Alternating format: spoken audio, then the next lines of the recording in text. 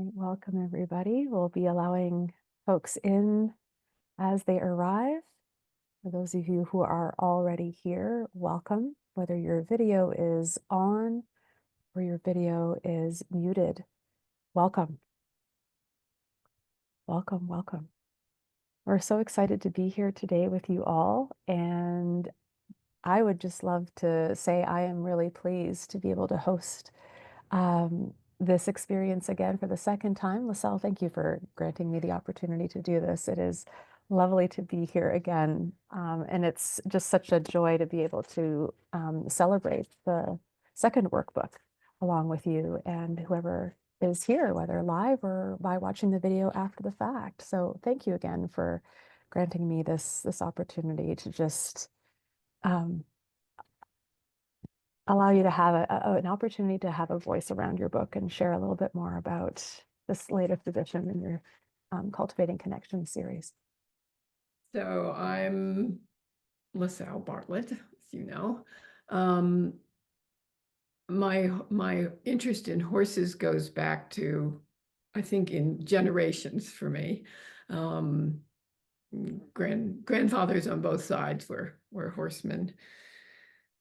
And then through most of my life, I've been interested in people and relationships, just through the own struggles in the family type of thing.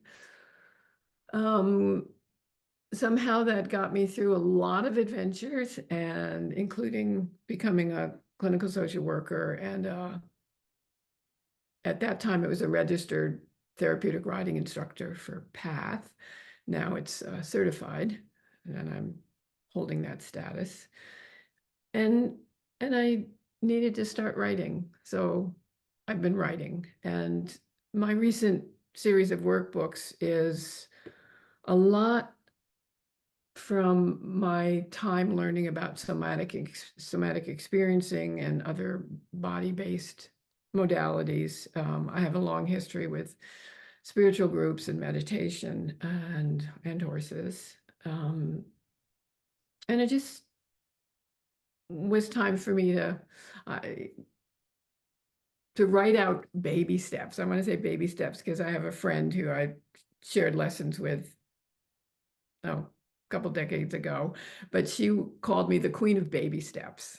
And so it's like, that's part of what comes through in my workbooks. It's like how to just do step by step. And I do my best. I know sometimes when I'm actually teaching these, there's like, I add things in because these baby steps can be even babyier, but it's a good start. So yeah, and I just enjoy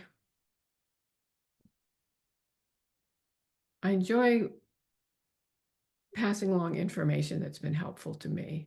And in this case, information in terms of backed up with experiential exercises, because my primary learning is kinesthetic. So if I can do something and I feel safe enough to pay attention to what I'm doing, things bubble and shift and change and sometimes overflow, but that's where the learning happens for me. So. And I love your theme of this particular workbook, which is sensing into our groundedness. Yeah. Which is a kinesthetic thing too. Yeah. Yeah. So I chose a couple exercises to lead us through today, and this might be a good time to do one, and then we can have some more discussion. I guess maybe any questions before we do something like this? We could actually. So if anyone has any questions for Lasell, either about her background or, what inspired her, what inspires her to write, or anything about any of her previous books, if you've happened to read any of the previous books, feel free to unmute or pop a question in the chat. And that can happen throughout. I mean, we'll check the chat throughout the course of our time together today.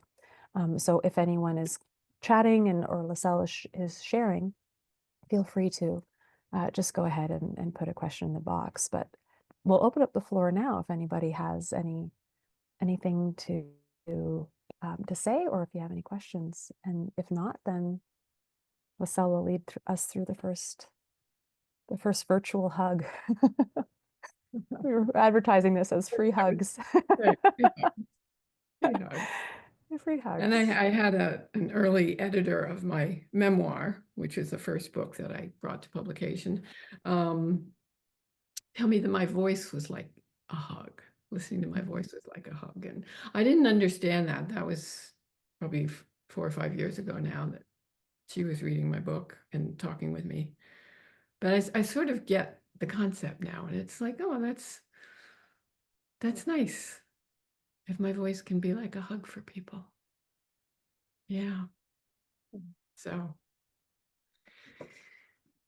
Well, yeah, and I just want to say thank you to those of you who are finding your way here. I myself had trouble getting on, trying to click the link in the emails that came out today, and that might be what happened to some of you too. So if it is, persevered and got here. So it's fast and furious now. We're getting people coming through and joining. So I'm imagining people are either finding success through a previous email or through the Facebook link. So that's I'm lovely. imagining the sort of the gauntlet aspect of showing up to some things. It's like can't push a button sometimes. I have to Yeah. They're wanting looking. their free hugs, Lasell. Right. They're really Hmm. wanting those free hugs. Yeah. Mhm. Well, if there are no questions just yet, maybe we start with an initial practice and see where Yeah, that goes. How does that sound? sounds great. Okay. So this is an exercise called body supports. And the introduction to it, the workbook is set up. I do, for anybody who's got my first workbook, Becoming the Designated Calm Person, a lot of the beginning of this second workbook reviews and sometimes updates some of the basic information about our autonomic nervous systems and sensations. I've added a section on with directions on how I do a body scan, because body scans, it's like, oh, that's a big part of all of this.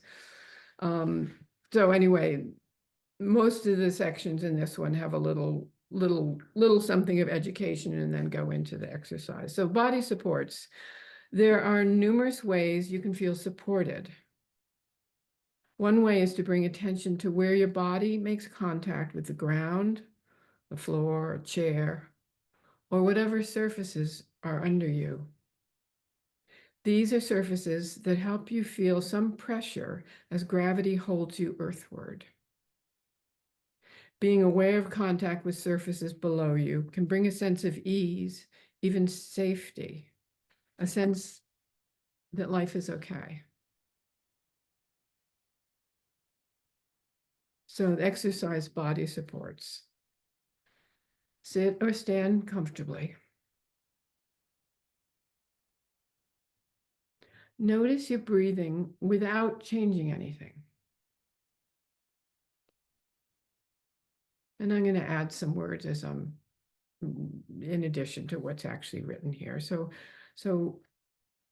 we'll just take a little time and notice where your breath is in your body. Try to suspend any judgments or hopes that it's different or bigger or more yogic or whatever. Just like, oh, this is how I'm breathing right now. Huh, this is how I'm breathing right now.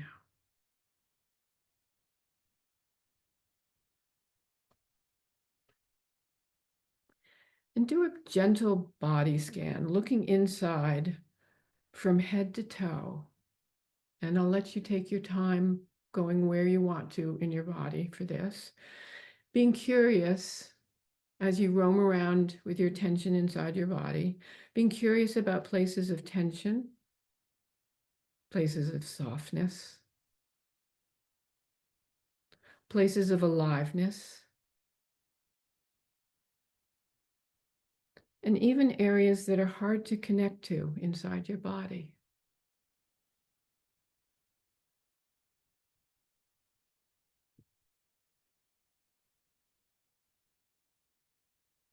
And I'm adding that you can do this with your eyes open, your eyes closed.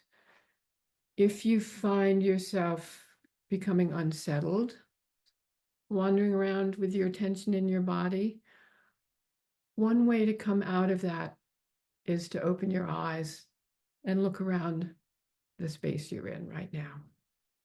I'm just adding this in case.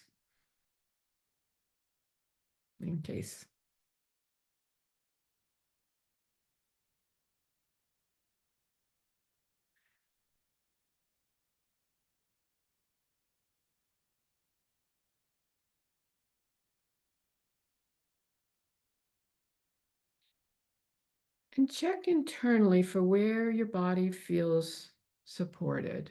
Specific places might be your feet, the back of your legs, if you're sitting, your seat, your back, your arms, your hands, your head, your neck.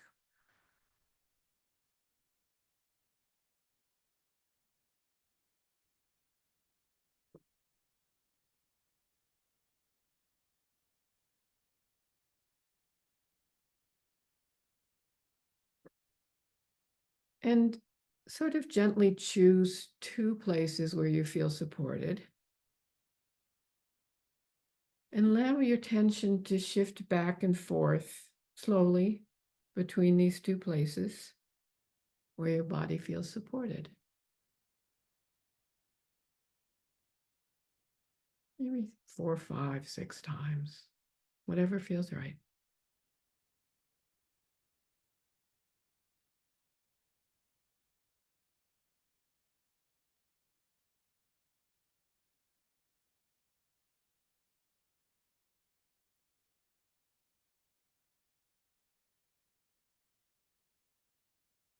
And when you're ready, do another body scan, being curious about what has changed in other places in your body.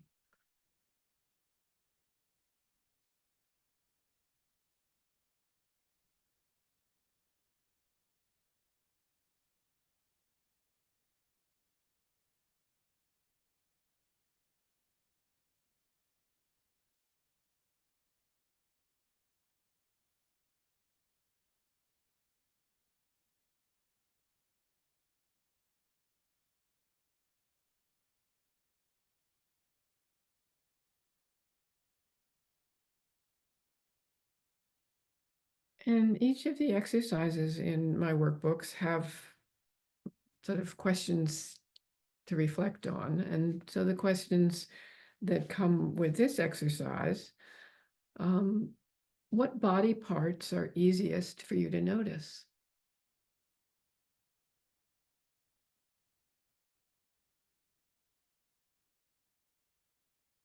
What body parts are easiest for you to feel supported by?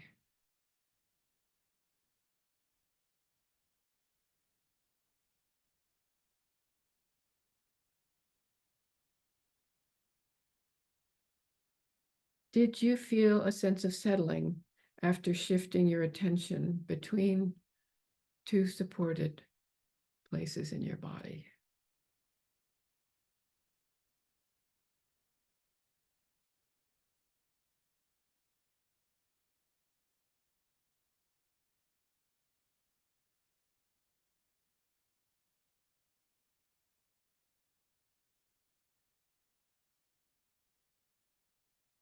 And if anybody wants to take a moment to jot anything down for your own whatever purposes, in the books, I like to leave little empty space around where the questions are, so that if you like writing in books, you can write your answers. Or at least hopefully it gives a sense of there is space here for my answers to land somewhere or to draw them out.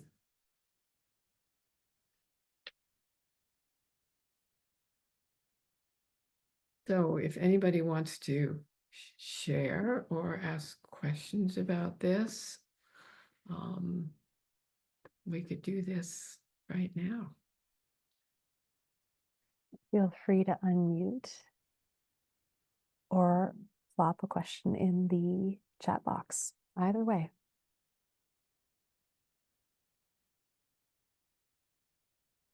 Whether it's a question or sharing a reflection or an observation. I was just gonna say, I remember what it made me think of was when I was little and I was working with horses, my trainer had me walk in and catch a horse that he'd run at you, kind of pinning his ears, and she had us just stand our ground and really feel the ground and not to move, but really just stand there and be solid and so that's when I first started getting a sense of really being able to like have my feet and understand that my feet was being on the ground. And so um, Yeah. it was interesting because um, it kind of taught me that whenever anything scary happens, just go down to my feet and feel them on the ground. And so Nice. So that's a practice that you've continued since this instructor. yeah, Yeah. yeah, yeah, Nice. Yeah. yeah, Yeah. yeah. Later, I had a instructor, Kathy Pike, um, that you might have heard of. And so, um, and she we had a horse that um we were in the arena and he took off and kicked and she said, "Where are you?" And I said, "My feet, always." So it just kind of, and even in personal situations, well, when I get like emotional, I notice I just think about, can feel myself kind of grounded. So Yeah. I'm curious if there's anything you want to share about when in this exercise I invited everybody to shift attention between two places. So you have a link right down to your feet, right? yeah, If trouble's yeah, coming, right? yeah. Was there a second place where you could find a sense of support? I'd say probably my feet, You like see? my hip bones, just Yeah, kind of from riding. And yeah, yeah, yeah, yeah. so Thank you. Yeah. Thanks, Liz. sure. We've got a few things in the chat box too. So let me just see here. Um, Deb shares, I noticed my body resting more deeply as I returned home to my body. Thanks, Deb. Angela says, I noticed my shoulders started to relax and settle. And Dorothy says, my mind got quieter and less busy. I love the prompt to also see what is comfortable in your body and not just where there is tension. Hmm. Yeah. It's pretty common, and it was my experience in the past to know exactly where the pain is and to develop even awareness and vocabulary. And that's some of the sensations work that's in each of my workbooks. Really a list of sensations. And some of those words are words that describe ease and flow and pleasant sensations.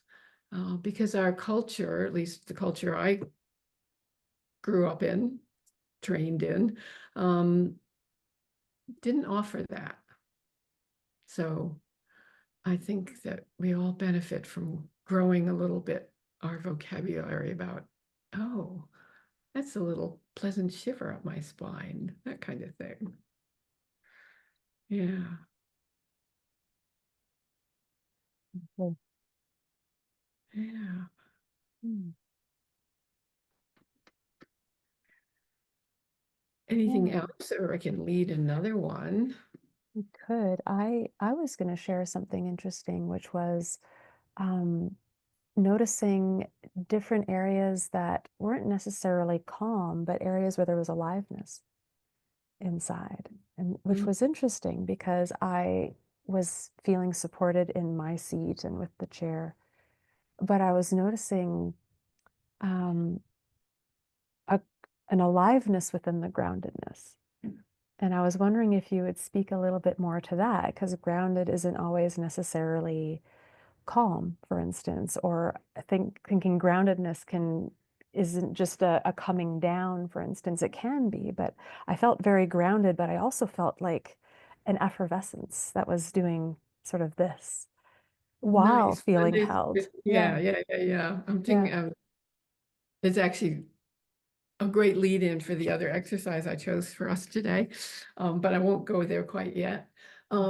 Because what I'm thinking about listening to you, Sarah, is the sometimes very subtle distinction between calm, quiet, grounded, and some sort of shut down collapse state, right? Because I can kind of disappear and just sort of go boof, and it's like, okay, I'm calm, and I can connect to the ground and, do some exercises I think of from a little bit of time in Aikido dojos, testing my groundedness and unmovable and all that stuff. But I can also not be fully here when I'm doing that. So you reminded me of that. And I hadn't even thought about calm as separate from alive and dynamic. And that's something, if I'm working with somebody individually and they talk about, well, I feel really quiet right now, I will ask, is that like a dynamic quiet or like an empty, nobody's home quiet? Those are sort of the Mhm. words that I can use to sort of try to help figure out or help the person be thinking about, have I just sort of bottomed out to deal with it? That sort of energetic appearance. Mm. Um, or am I quiet with a sense of calmness because I don't have to be all over the place, but there's an aliveness with it. And That's it. I'm guessing a lot of you here today have ridden horses, not everybody, but most of you. And I'm just remembering and going to share with you so that you can remember this too. Time sitting on a horse and you can just feel the readiness to go into a walk or a trot or canter or gallop. There's just a readiness that you and the horse are feeling. And I would say that that's like a quiet aliveness. At least it comes to me right now when I have memories of that, right? I'm ready to go. My horse is ready to go. And there's this energy ready to go into movement. And we do it, hopefully like that, not like, right? That can happen too. That's happened for me too, but bringing some degree of that calmness with the aliveness. I don't know if that's a helpful image for people to connect with this or not. I really appreciate that, Lasell. It's in the nuances, isn't it? You know, Yeah, yeah, a lot of yeah. this stuff is very nuancy, you know. So, And I've had teachers tell me mm, not to turn off the engine when I'm halting. Again, back to a riding thing. And it took me a while to realize what that meant and what I was doing. Oh, yeah. Yeah, it was interesting. You were talking about being able to, in the beginning, um being able to be quiet without and the shutting down kind of thing. And I realized there was a cult I was working with in Feather River College, and that's exactly I'd been kind of struggling with how to put English words into what I had been feeling when I was writing him because he was just kind of checked out. But he'd go through the motions, and there was a soft calmness about it. But I couldn't figure out because he wasn't fighting or anything. It was just a soft calmness, but was just kind of like not. And so, thank you for that. I was Yeah. And those of us who use this kind of language sometimes think in terms of a functional dissociation. So I'm still functioning, but there's parts of me that aren't here. And Yeah. just sort of describing a horse that's Right. is that Yeah. way. Yeah. Yeah. Hmm. Aria added to the chat box. It was very interesting that with the invitation for shifting the focus to a second spot of support, my attention jumped to my elbows. It was a more energetic kind of support, though not rest. I wonder if it's because the elbows help us carry things and support part of our arms and hands.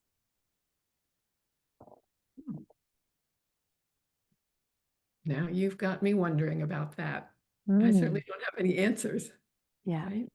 This Yeah. is what you found, Arya, as you were doing this. Yeah. Hmm.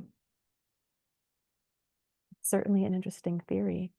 And it could be if you track that a few times or you experience that a few times, getting curious about what else you become aware of when you connect with your elbows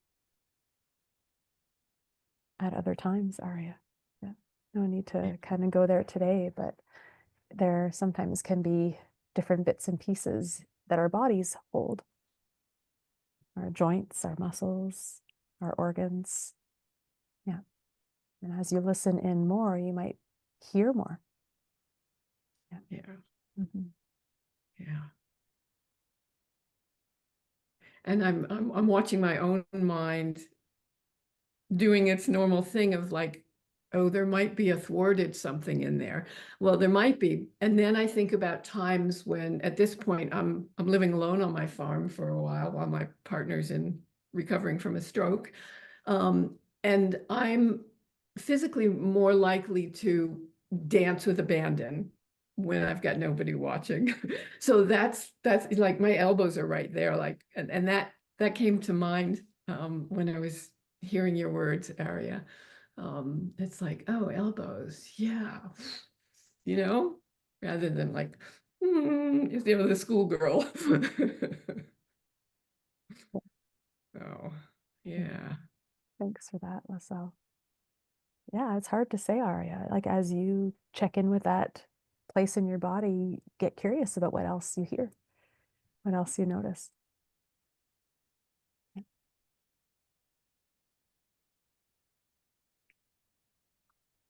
Thanks, everyone. So ready for Lasell, yeah, yeah. let's go for it. So you did an intuitive introduction, Sarah. I think it was you. So this is, okay, I'm just looking because I thought there was a whole category. No, okay. So this is a pendulation. Oh, there it is. Okay. Using pendulation to shift our experience. And this, my simplest terms, if you're not using the word pendulation often, is shifting between two different anythings. In my view of things, I'm looking for shifts of nervous system states, but it doesn't have to be nervous system states. Pendulation happens when we shift our attention back and forth between two contrasting experiences. Intentionally pendulating brings shifts to our physiology, which often leave us feeling like the differences between the contrasting experiences are not as acute as they had been, or sometimes not even noticeable. Pendulation happens naturally as well, needing no plans or prompts. In this first exercise, you will be pendulating between the experience of gravity and the experience of its opposite, levity.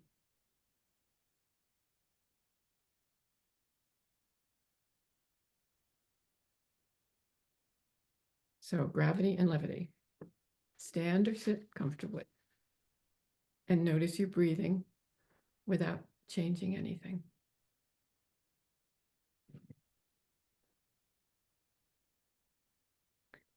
shift your position if that helps you feel more at ease right now.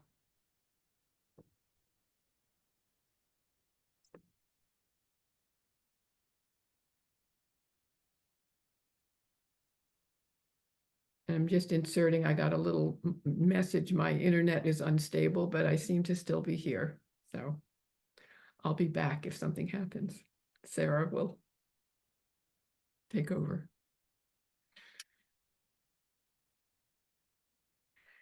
So bring your attention to your experience of gravity, the energy that pulls you towards the earth.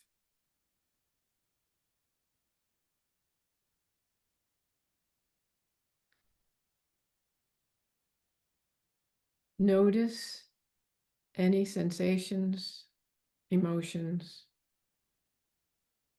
Notice your breath and your contact with whatever is underneath you.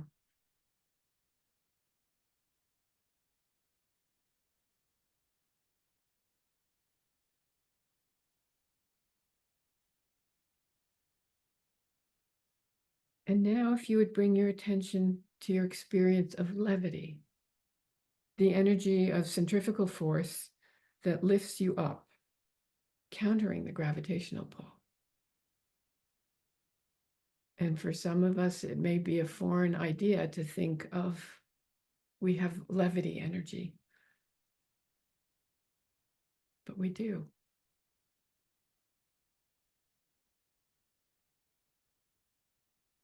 Notice your sensations and emotions, your breath, and your contact with whatever is underneath you as you're curious about levity.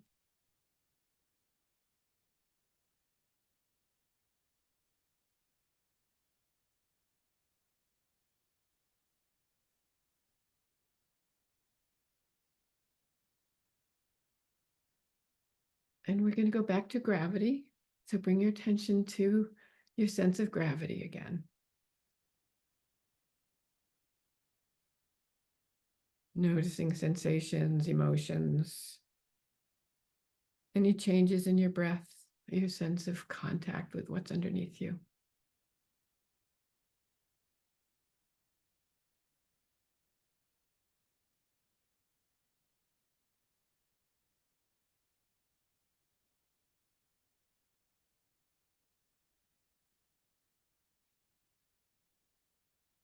And now if you would bring your attention again to your experience of levity, the energy of centrifugal force that lifts us up away from the earth.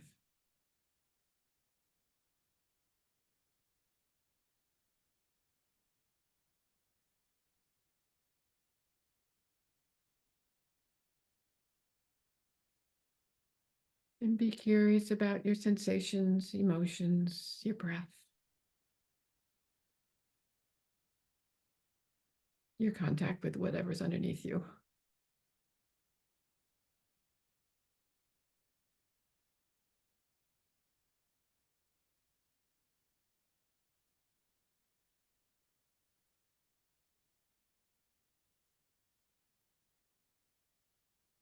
And be curious about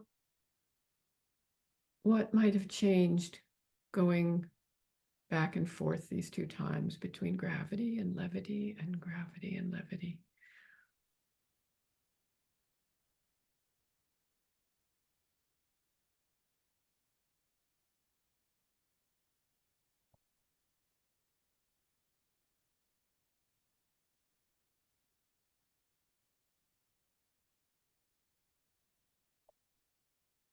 And I have some reflective questions that go with it. I'm almost tempted to just ask you all right now because I think there's some comments ready to come out, but I'll go ahead and read the questions. Because sometimes we go through an experience and we don't need anybody else outside to bring questions. We already have things coming together in a new way, and either our own questions or new awarenesses.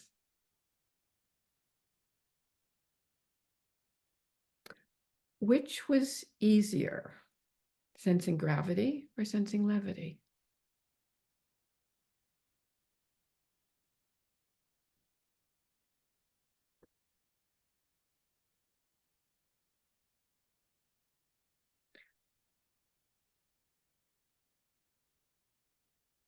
Hmm. Was either of these emotionally uncomfortable?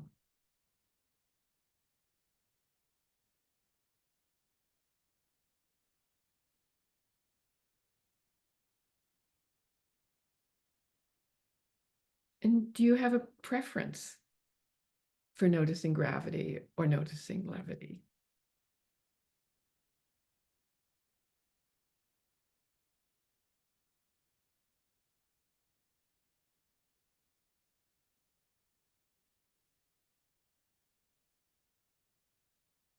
And just before we open up for comments and whatever, there are two variations with this exercise. Some of the other exercises have variations also. Just to toss it into your brain if you ever get playing with these again on your own in whatever fashion that you like. One variation is to do this while walking, either alone or with somebody. Actually, those are two variations right there. And then another is do this while petting a dog, a cat, a horse, or another animal friend. Responds with feeling gravity is more familiar and feeling levity is more novel. I enjoy both and I enjoy playing with holding them both. Thanks, Tim. Yeah. For me, it had me remembering with my first experience with levity that I didn't remember I had, but was my horse Nero when I was like 9, when I first started cantering and feeling the levity of cantering and just the lightness when he was really collected. When you started talking about that, I could just feel the sort of upward and rolling motion of a horse who's comfortable. Yeah, Thank you for that. sure. There's some other comments. Sarah, would you go through Sure. those? Yeah, there's a few. Dorothy says, I found I held my breath a little bit with levity, but maybe because I had to concentrate more, I've never thought about experiencing levity. Well, thank you, Dorothy, for naming that. Kim says, it felt to me like a posting trot, which makes sense. Yeah. Angela says there was an energy and aliveness with the levity. I sat taller in my chair while there was a comfort and settling into the chair with gravity. Thanks, Angela. Yeah. Mm. Yeah.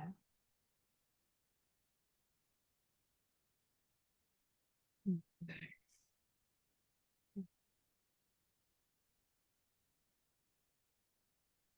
Did anyone have a strong preference for one or the other?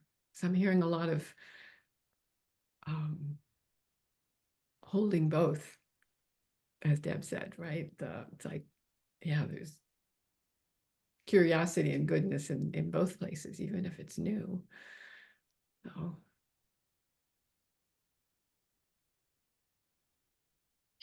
We've got a few more in the chat as well. I want to have a chance to get through these too. So Aria says, I think I had a strong preference for gravity because it was familiar and I suppose it felt safer, in quotation marks.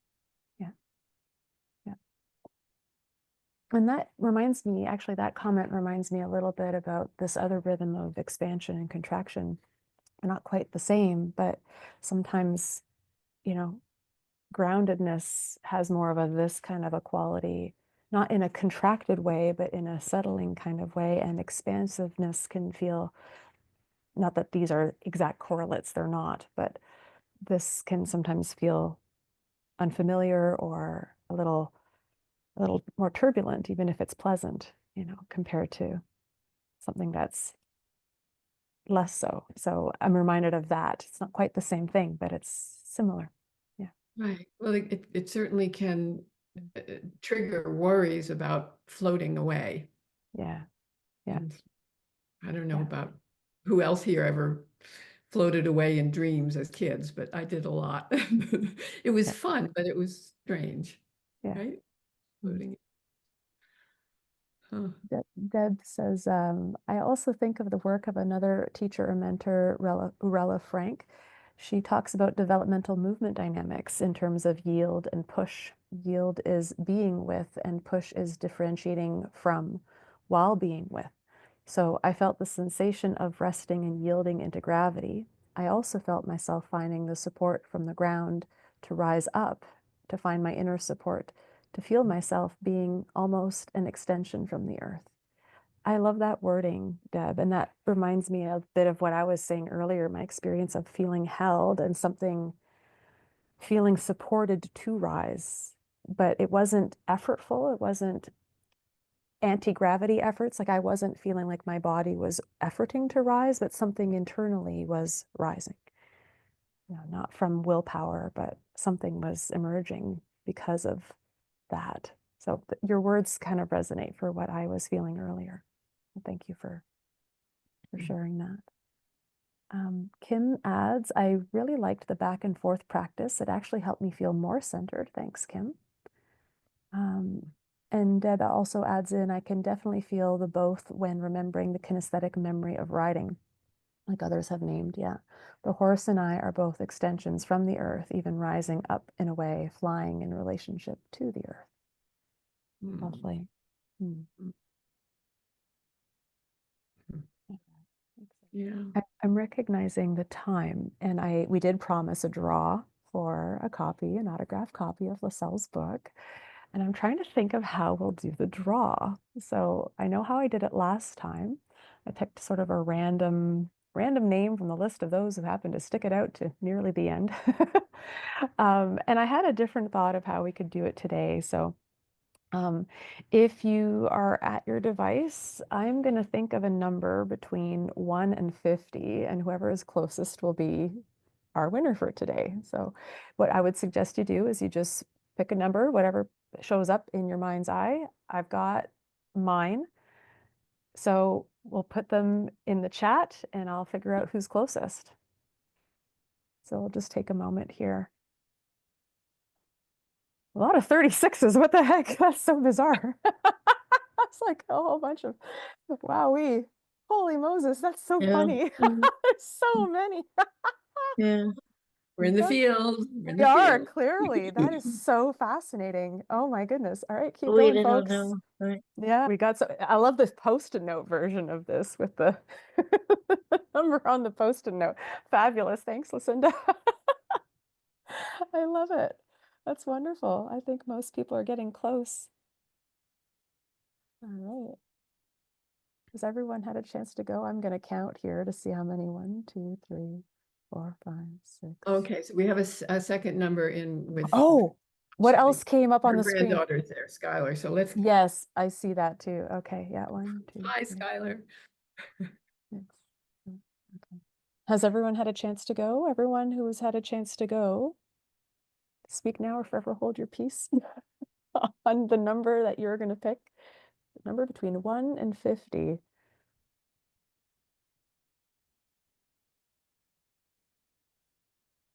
Okay. Thanks, Carol, for your correction. All right, I'll take one more moment here. Planning to have a go. Now's the time.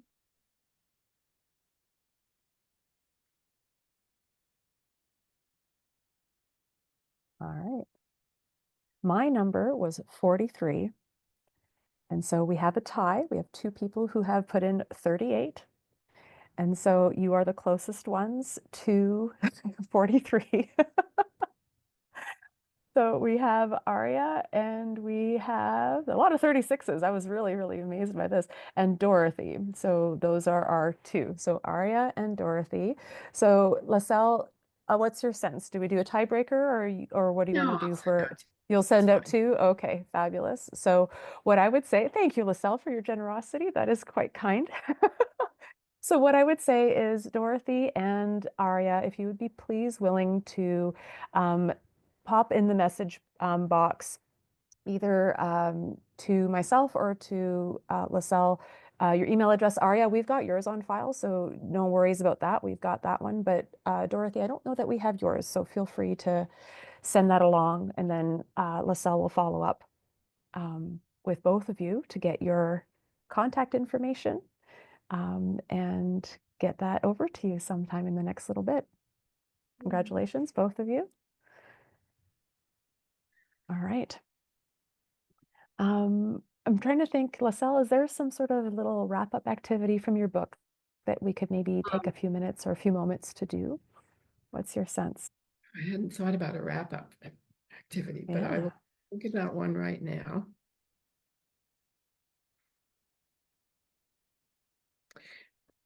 And I'm being inspired by my own book cover. So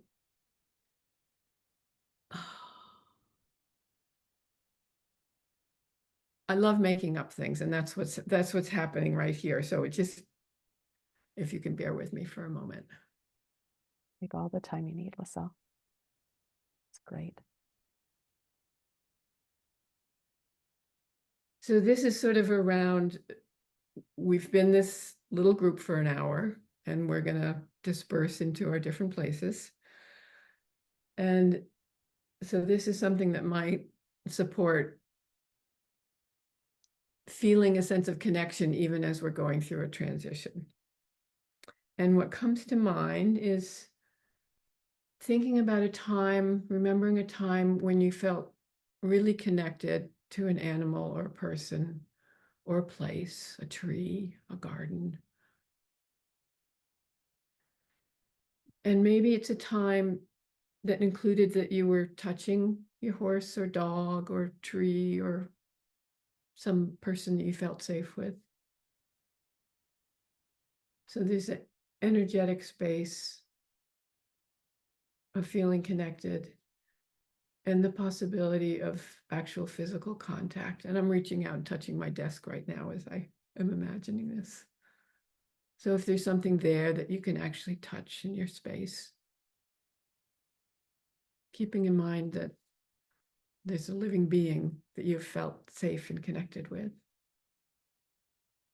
Because this is your energetic space. It can be evoked in contact with something outside of your body, but the experience is yours.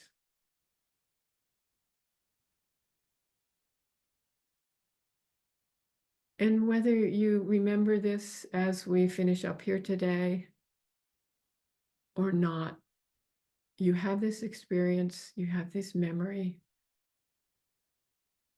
and you can come back to it like opening a photo album to a certain page whenever you like, with the possibility of bringing forth whatever sense you're having right now that you might like to experience again.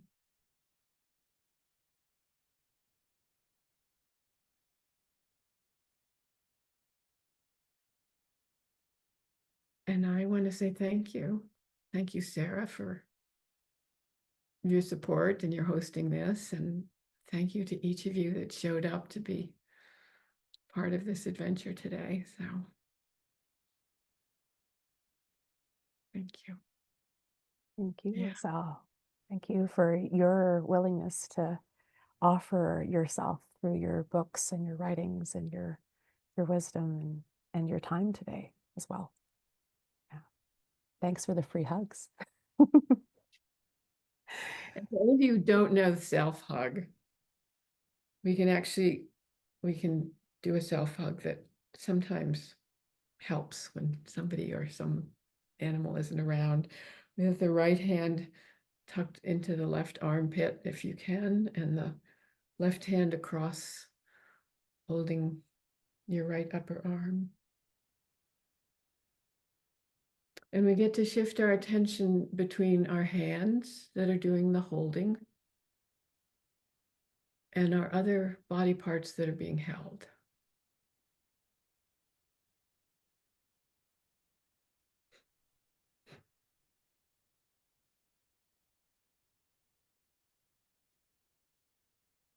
And if we ever are in the same space in person, I'd be happy to share a hug.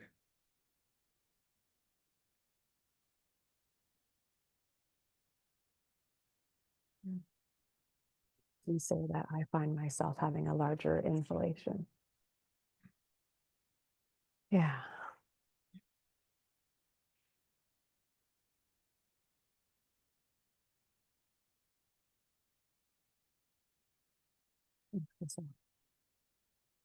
Lasell's book is out on Amazon, as are her other two books as well. We have the link on Facebook. We've sent the link out via email as well. So feel free to go and order a copy if you haven't already. It's available. And Lasell, you've got your next one in the works as well that I'm really excited and looking forward to. I wanted to know if you wanted to do a plug for that as well, if you wanted to share, or if you want to keep The that a next one surprise. Yeah. is After the Fall, Recovering Balance and Confidence. And that's, yeah, more exercises focused on, with that more of his focus. And most of these exercises can work in any of the titles in a way, but I've sort of brought them together in groupings that make sense. Yeah. Yeah. Lovely, Lasell. We'll have more information about that book when it becomes available. And in the meantime, there's a wealth of information available in the books that are out, including the most recent one. So feel free to check those out on Amazon and share widely. Thank you for coming. Thanks again, Lasell, for your offerings to the world. They're very much appreciated in these times. Yeah. Thanks all for coming. Thank you.